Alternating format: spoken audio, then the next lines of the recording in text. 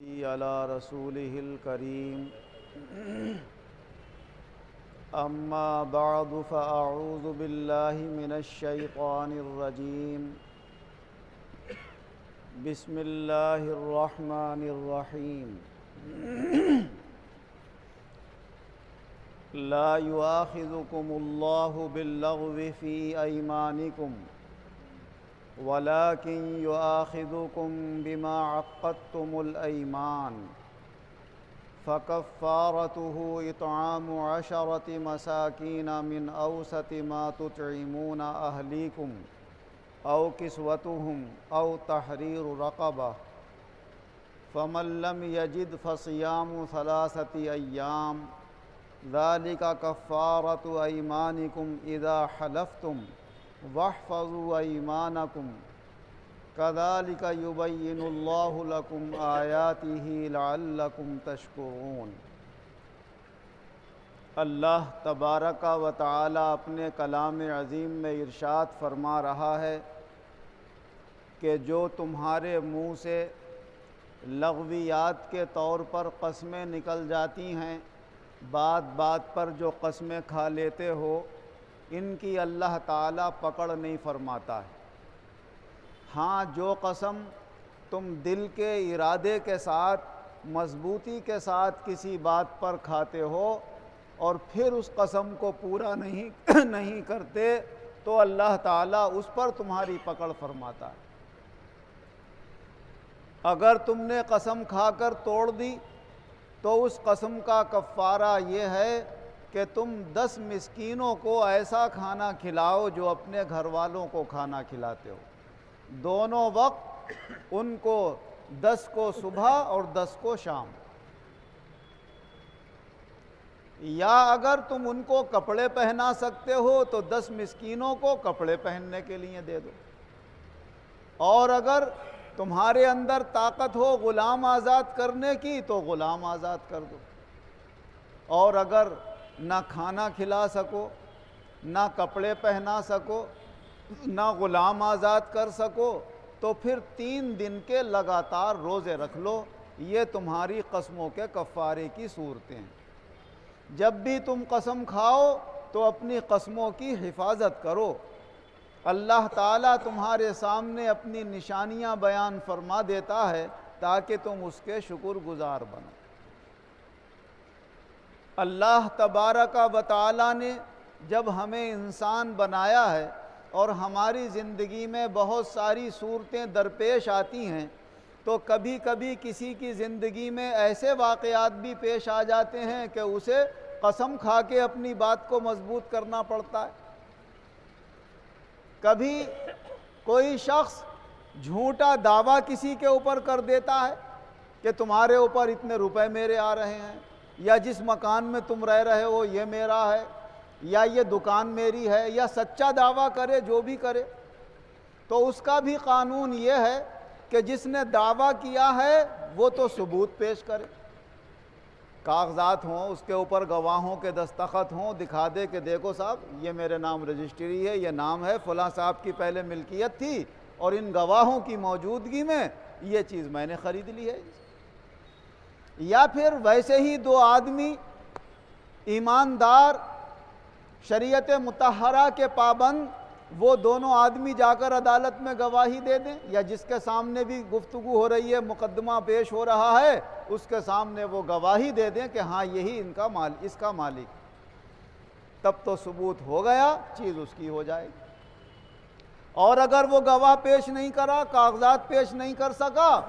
تو پھر جس کے اوپر دعویٰ کیا گیا ہے وہ قسم کھا لے،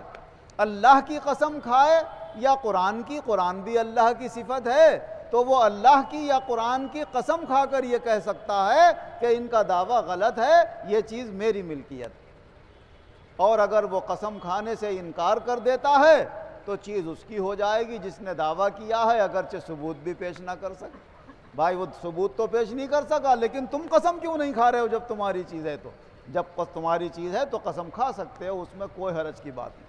البتہ جھوٹی قسم نہیں کھانا چاہیے، جھوٹی قسم کھانا بہت بڑا گناہ ہے۔ حضور صلی اللہ علیہ وسلم نے ارشاد فرمایا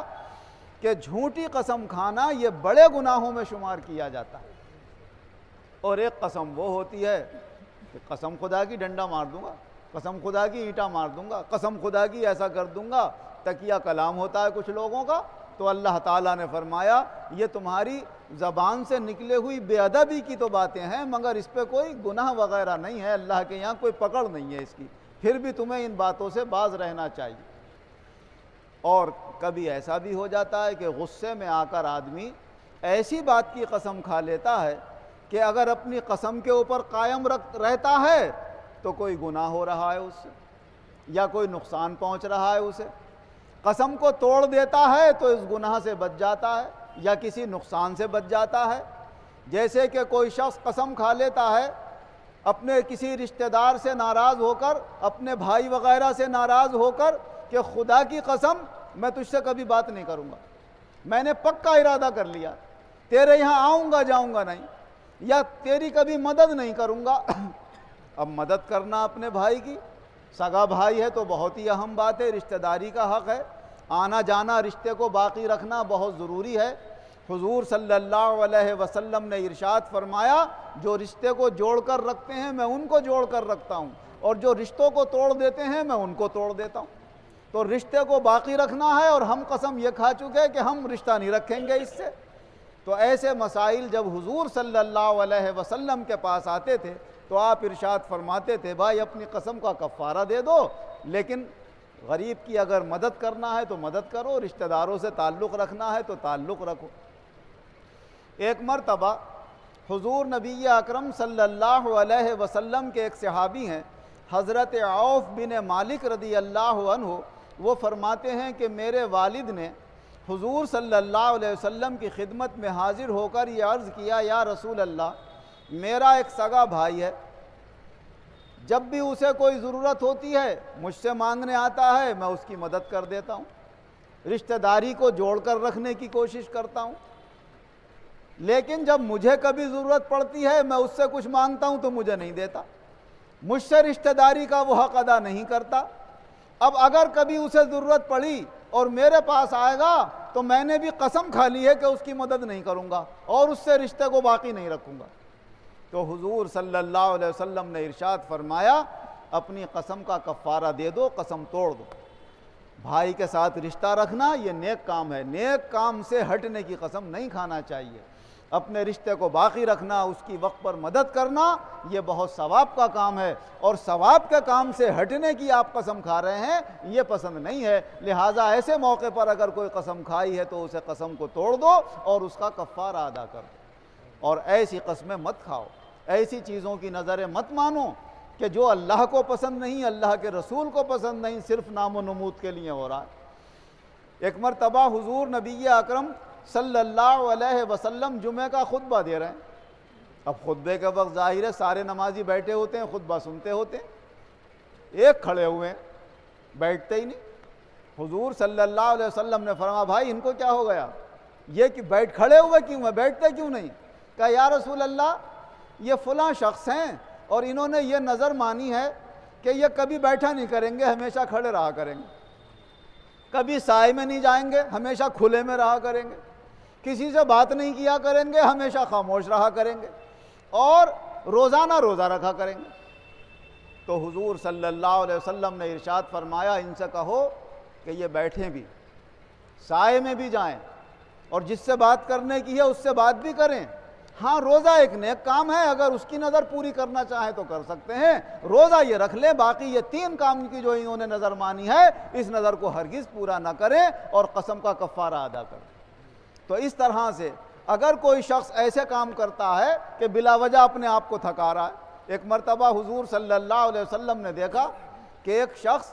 2 آدمیوں کے کاندھوں پہ ہاتھ رکھے ہوئے گھسٹتے ہوئے جا رہے ہیں۔ حضور صلی اللہ علیہ وسلم نے فرمایا بھائی کیا بات ہے، کیا پریشانی ہے، کیوں جا رہے ہیں اس طریقے سے؟ کہا یا رسول اللہ انہوں نے نظر مانی ہے کہ پیدل حج کریں گے، ساتھ میں دونوں بیٹے ہیں، جب ان سے چلا نہیں جاتا ہے تو بیٹے سہارا دے دیتے ہیں، ان کے سہارے سے چلتے ہیں، سواری پر سوار ہو کر نہیں جائیں گے۔ بڑا ڈانٹا حضور نے، وہاں ہرگز نہیں،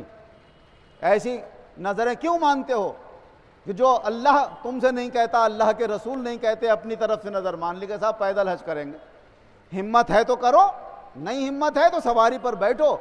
اور پھر جو تم نے نظر مانی ہے اس نظر کو توڑ دو، اور اس کا بھی قسم کا کفارہ ہوتا ہے۔ جو قسم کھا کر توڑنے کا کفارہ ہے وہی نظر مان کر اگر آپ پوری نہ کر سکے تو اس کا کفارہ بھی وہی ہے کہ یا تو 10 مسکینوں کو کھانا کھلاؤ، یا ان کو کپڑے پہناؤ، یا غلام آزاد کرو، اور اگر یہ چیزیں میسر نہ ہو سکیں تو کم سے کم 3 دن کے لگاتار روزے رکھ لو، یہ ہماری قسموں کا کفارہ ہے۔ تو ہم اور آپ اور کوئی بھی مسلمان ہے تو وہ کوئی کام کرنے سے پہلے علماء سے رجوع کر کے یہ پوچھ لے شریعت میں جائز ہے یا ناجائز ہے، قرآن و حدیث کے مطابق ہے، ہم جس فقہ کو مانتے ہیں اس فقہ کے مطابق ہے یا نہیں ہے۔ اگر قرآن و حدیث اور فقہ اسلامی سے ہٹی ہوئی بات ہے تو ہمیں اپنی طرف سے کوئی فیصلہ نہیں لینا چاہیے۔ لوگ فیصلہ پہلے لے لیتے ہیں، مسائل بات کو پوچھتے پھرتے ہیں، تو یوں الجھنیں پریشانیاں آتی ہیں، یہی طلاق کی صورت میں آتی ہیں، یہی ہماری زندگی کی دوسری صورتوں میں آتی ہیں۔ اگر ہم عقل سلیم اور ہوش سے کام لیتے ہوئے پہلے پوچھیں، پہلے جانیں، بات کو اس کے اوپر عمل کریں تو کوئی دشواری اور پریشانی نہیں آئے گی۔ اللہ تبارک و تعالی ہمیں اور آپ کو قرآن حدیث اور اپنی فقہ اسلامی کے مطابق مسائل کو سمجھ کر ان کے مطابق عمل کرنے کی توفیق عطا فرمائے، اور غلط باتیں اختیار کرنے سے اللہ ہماری حفاظت فرمائے۔ آمین وآخر دعوانا ان الحمد للہ رب العالمین والعاقبۃ للمتقین والصلاة والسلام علی خیر خلقہ محمد وآلہ واصحابہ اجمعین۔ اے اللہ ہمارے گناہوں کو معاف فرما، آئندہ گناہوں سے بچنے کی توفیق عطا فرما، جو بیمار ہیں انہیں شفا عطا فرما، جو قرض دار ہیں انہیں قرضوں سے نجات عطا فرما، جو بے روزگار ہیں انہیں اچھے روزگار عطا فرما، جو برسر روزگار ہیں ان کے روزگاروں میں خیر و برکت و ترقیاں عطا فرما۔ ہر طرح کے نقصان، الجھن، پریشانی، آفت بلا سے ہم سب مسلمانوں کی حفاظت فرما، دنیا اور آخرت دونوں جہان میں ایمان و عزت کے ساتھ شاندار کامیابی عطا فرما۔ آمین۔